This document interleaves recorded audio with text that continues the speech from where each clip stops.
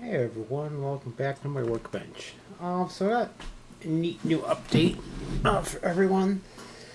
I've had quite a few requests for a handed version for the IntelliVision controller, and I also had a suggestion from the very first. My first customer received a controller that's Pete, and he's noticed that the keypad overlay holder tends to slide out a bit. And the original controller had a little stopper up there. So what did I do? I 3D printed a stopper. I can't find a way yet.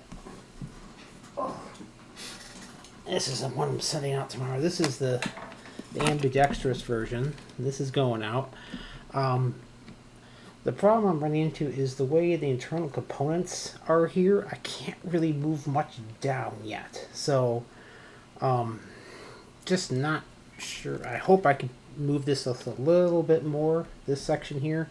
I need a few more millimeters.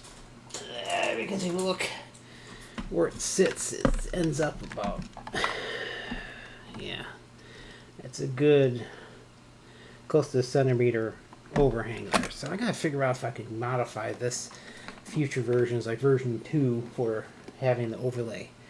That being said, if anyone who's ordered already would prefer a handed version, that's fine with me. This isn't all tightened down yet. Just drop me an email at retro@cyberfreak, that's with a ph.com, and let me know, or reply to the original order and say, hey Dave, could you move it from left to right? Or if you want to stick with the original, that's fine with me. I haven't cut.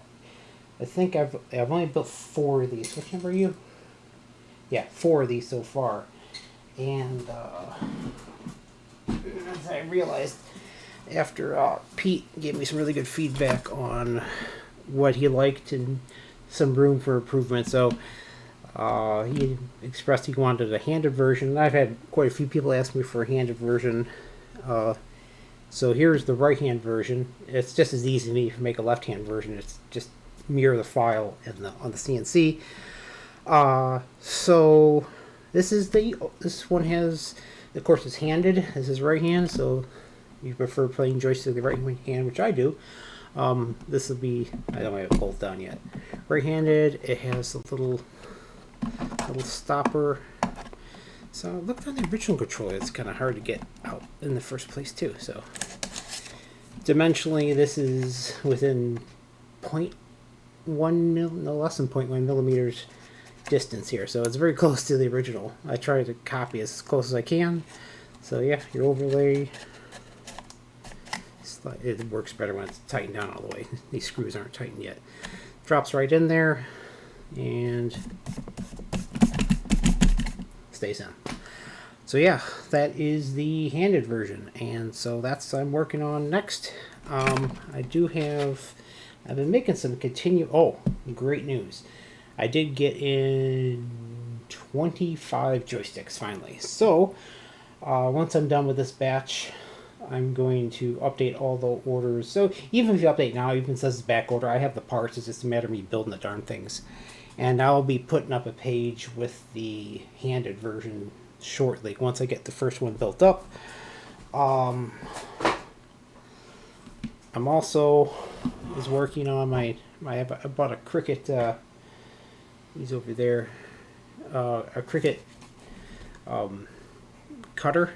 So I'm not done weeding this out yet, but this is for the Sears version of it. The Sears Super Video Arcade. So this will be the front with the fake Neurowood vinyl, and instead of Telegames, I'm going to have Cyberfreak in lovely 14 segment font going across the front. So that'll be kind of neat looking.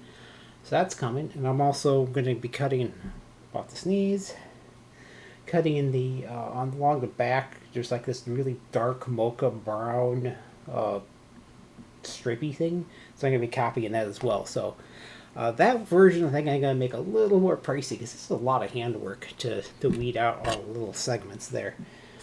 And yeah, and internally I was using a screw terminal block, but it is turning out to be quite the lot of extra labor, a lot of extra wires. So the most recent one that's on the floor next to me, it's going out to, who is this going to? I don't have my glasses on. Mr. Park. That's going out tomorrow.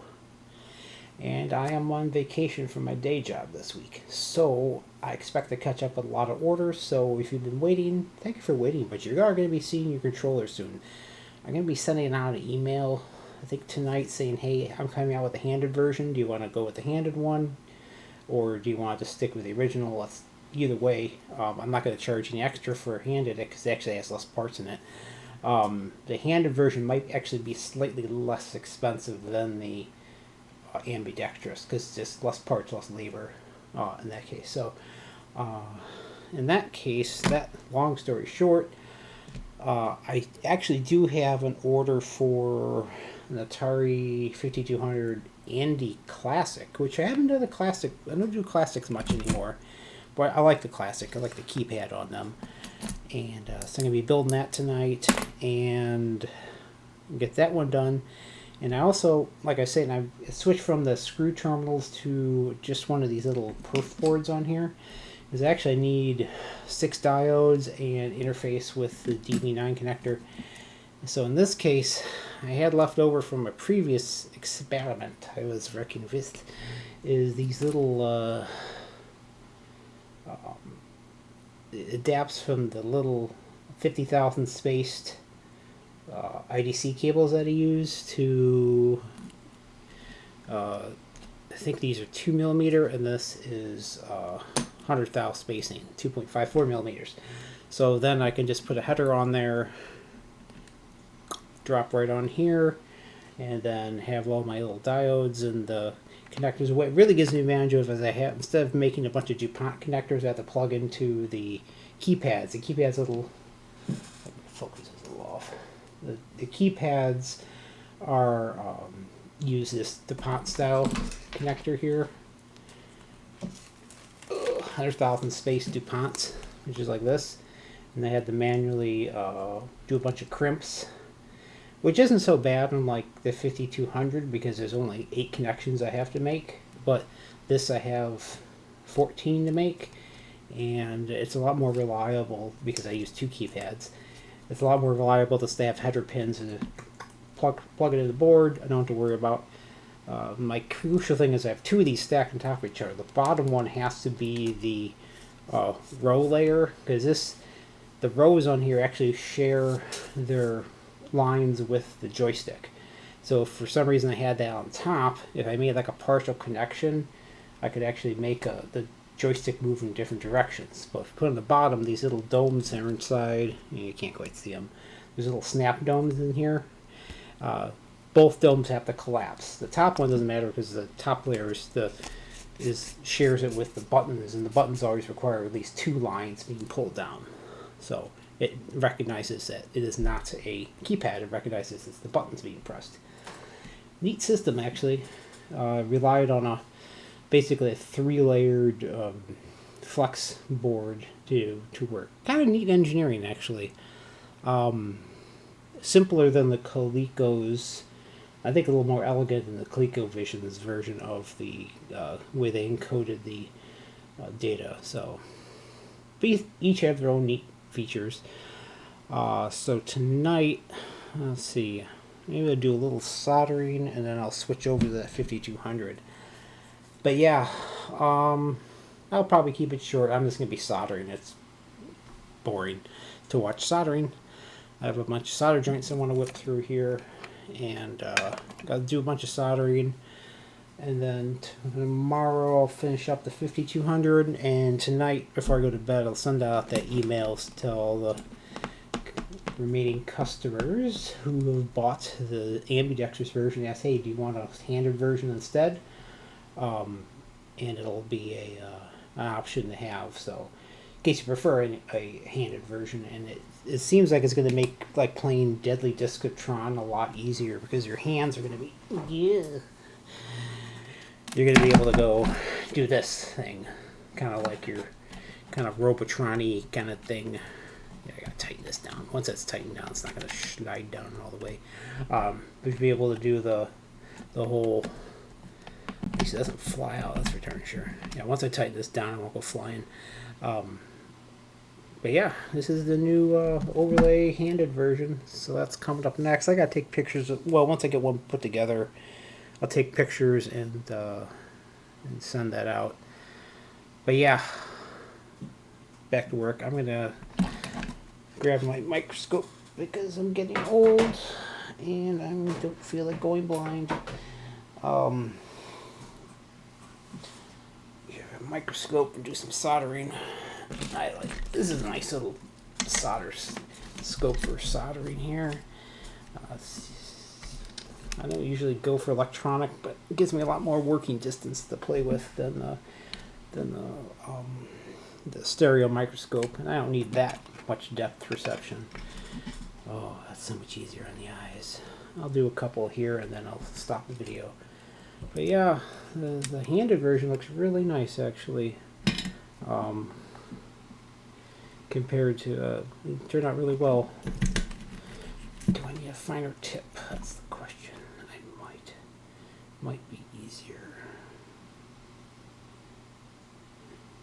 I actually had to whip out my solder pot, which I haven't had to do in ages to do this. Because when you strip these IDC cables, you have to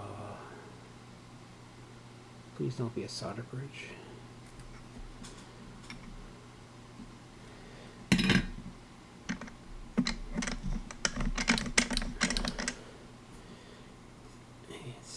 Indeed you are. This is why you use magnification. You have to go and yeah, finer tip on here.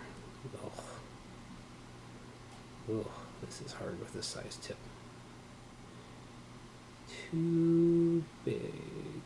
Yeah, I gotta switch that tip out. I like this tip usually, but it's a little kind of bullet nosed on the top, so it's hard to get in there. Oh, there we are. Let's go looking through the bin here. Here we go. Yeah, that's a good tip. It's a really fine point tip. That's a good one there. Chisel, chisel. That one's not bad. Either that, or go with the offset. I usually go with the offset. I'm mixed feelings on offset tips. Maybe we'll give it a try this time. Sometimes it works better with this. But yeah, I had to pull up my solder pot, which I don't use very often, which is over there. My solder pot, and you have to dip it in a little flux, and then you dip it real fast in the solder pot and make a bunch of stinky. And the reason I didn't do it on video is because I have to have the fan going, and it's like I don't think you want to hear.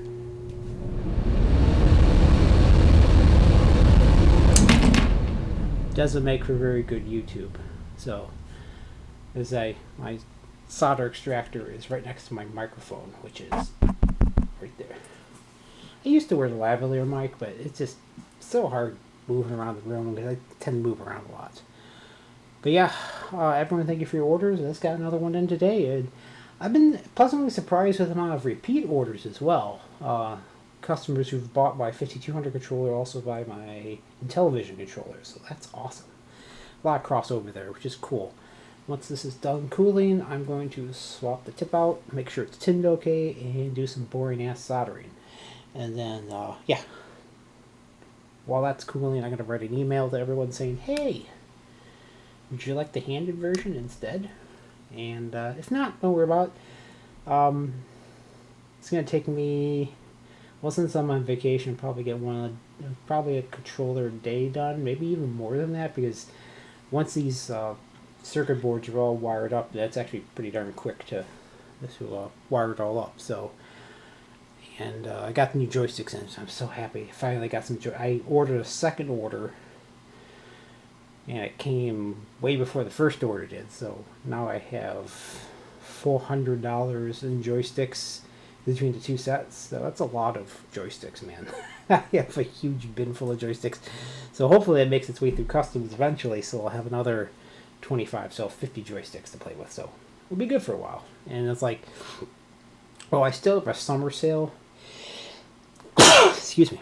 I still have a summer sale going on my 5200 controllers. I might extend that just because I have so many dope parts sitting in my closet right now back here.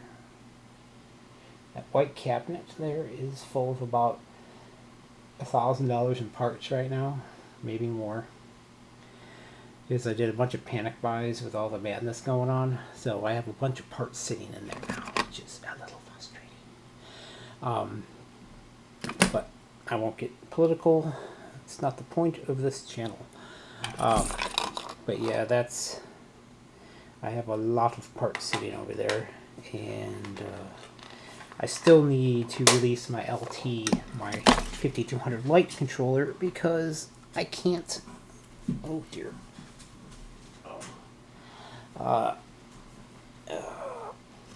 Because I can't get any more Jaguar controllers. I'm probably going to do a farewell to ARMS video on the Jaguar controller. That's going to come up probably about a week or so at the rate I'm building right now. And I'll do a farewell for that, and I'm probably going to end up just open sourcing the wiring diagram for it, because I don't think I'm going to be building anymore. It's just too cost prohibitive. So if you can supply your own Jaguar controller, I still build it, but not $65-$70 a controller. It's just not worth it, and it's just getting too rare. I mean, I can build a new controller. I mean, all my piece parts on it are still way less than the cost of than just the raw Jaguar controller, and you get a true analog. So it'll be slightly bigger than the it'll be slightly bigger than the Jaguar controller, but it'll be true analog, and be a nice kind of like handheld form factor. I think I showed it once a few weeks ago, but since I'm on vacation, I think I'm going to be cutting one more in the CNC and building one up. Because I'm going to be building up a couple of Atari controllers anyway, so I might as well build up a third set of parts so I can finish building one out. So I can take some pictures and put that up online to sell. Everyone, thank you for watching, and this is still hot, and I will be getting back to work. So yeah, I'm on vacation for this whole first week of July. It's this turned over to June 30th right now. It's right after midnight on June 30th, 2025, so I got the whole week off. So get to spend time with the old family and catch up on some orders and work on some new stuff. And one of these days I'm gonna finish adding an AV mod to my 2609 IntelliVision I have on the floor, is then I can go through and start making controllers from 2609. I really want to do it so you don't need an adapter cable or anything on that. Unless you have a pre-mod, then you're fine, but I want to be able to have it so you can actually plug it right in. And alright, that's better. It's still hot. Not crazy hot, but hot enough. Everyone, thank you for watching, and I'm going to get back to work, and I'm going to be sending out an email very shortly. Thank you. Have a great night.